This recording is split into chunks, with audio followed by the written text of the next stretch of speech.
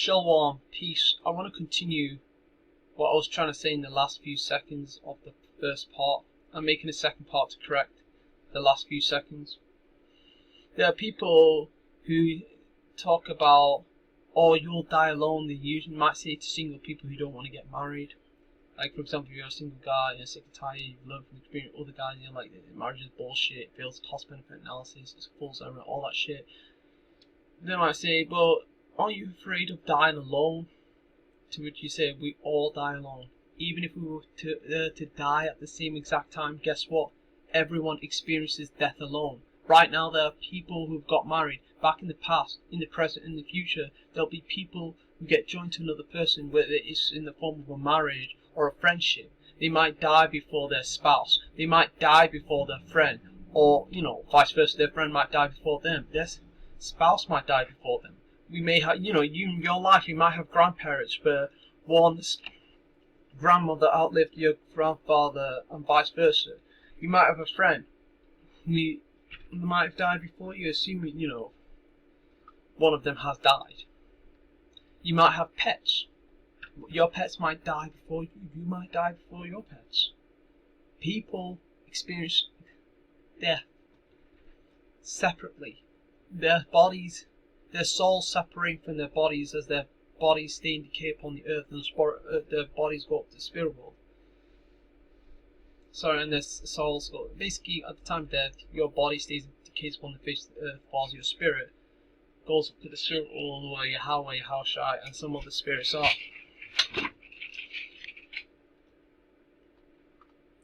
That's based in Ecclesiastes 3. You just get that.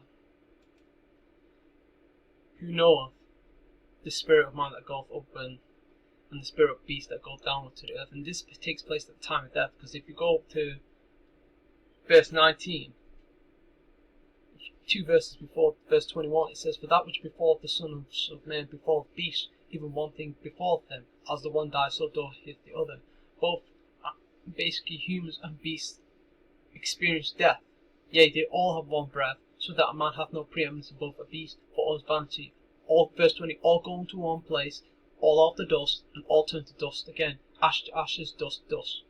Verse 21, who knoweth that the spirit of man goeth upward, and the spirit of the beast goeth that goeth downward to the earth. Concerning human spirits, you go up to the spirit world when you die. Death separates people. Even if two people or more were to experience death at the very same time, were to die at the very same time, their own experience of death is different. Why? Because they've got their own spirit, their personal spirit, their soul, leaving their body. Some people die more painful deaths than others. Right now, there may have been people who died at the same time, if not, either at the same time or different time to each other. But guess what? Their experience of death is different.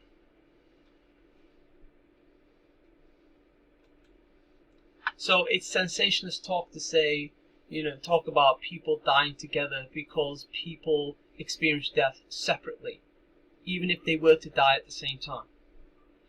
It's just I've come across sensationalist talk even when I was in the war, because I voiced my disagreement with the shittiness called marriage.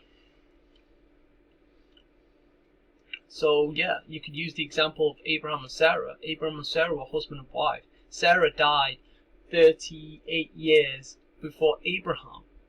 There was a 10-year gap between the two. She died at 127. Abraham died at 175 years old. Minus the age gap between the two, the 10-year age gap, make that 38 to account for the age gap. That's where you learn. That's where I got the 38 years before Abraham and Sarah dying. Sarah died 38 years before Abraham. So nearly 40 years after Sarah's death, Abraham dies. Nearly 40 years after Sarah. To be exact, 38 years after Sarah. I mean, you can also get Jacob. Doesn't Jacob outlive Rachel? Let's just get it. Genesis 30. The sons of Jacob.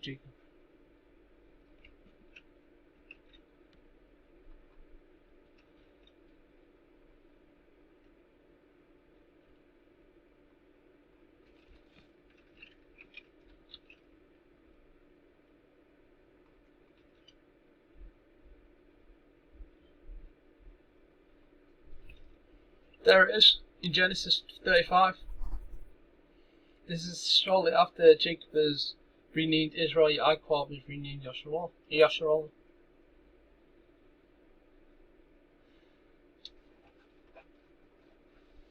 Genesis 35:15, and Jacob, or should I say Yaakov, called the name of the place where God there is talking about the God of Israel, Yahweh, spake with him Bethel. And they journeyed from Bethel, and there was a little way to come to Ephrath. And Rachel travailed, and she had hard labour. She had a difficult, hard birthing experience. Verse 17, and it came to pass, when she was in hard labour, that the midwife said unto her, Fear not, thou shalt have this son also. Verse 18, and it came to pass, as her soul was in departing, for she died, that she called his name Benoni, but his father called him Benjamin.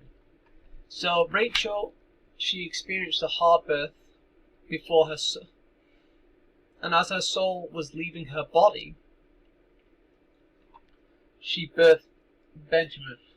She was going to call him Benoni, but Jacob was renamed Israel, called that son Benjamin. Verse 19, and Rachel died and was buried in the way to Ephrath, which is Bethlehem. So Rachel was buried in Bethlehem. That's also the same place where the Messiah was born. Verse 20, and Jacob set a pillar upon her grave, that is the pillar of Rachel's grave, unto this day. Verse 21, and Israel journeyed and spread his tent beyond the tower of Edar. Then it talks about Reuben laying with Bilhah, one of his father's concubines. Jacob had two lesser wives, Bilhah and Zilpah. Bilhah and Zilpah were the handmaids of Rachel and Leah. But the point is, guys, Jacob and Rachel were married, right? Jacob outlived Rachel, seeing Rachel died before Jacob. We see in Genesis, early on Genesis, Sarah dies before Abraham. Sarah and Abraham were husband and wife. Sarah dies before Abraham. Genesis 35, we see Rachel died before Jacob, her husband. And you can get more examples in the Bible of people who were married, one spouse dying before the other. It might be the wife dies before the husband dies before the other. The different examples. You got family members. One might die before the other, and this is everyday life, right? It's observable reality. That's to say, we can see reality we can see with our own eyes. I'm just stressing the obvious that we all experience death separately. Even if we were to die at the very same exact times, our bodies, our personal soul, our spirits, basically our souls, aka our personal spirits, leave our bodies. There's no twirling of your spirits together and saying, we're going up to God together gleefully. Your spirit leaves your personal spirit leaves your very own body. End of. And people may die the same way or differently. It's sensational talk. Don't fall for it. We all experience death alone. This talk of dying together is sensationalist talk. Death is a separator of people in soul and in these physical bodies of our soul's house.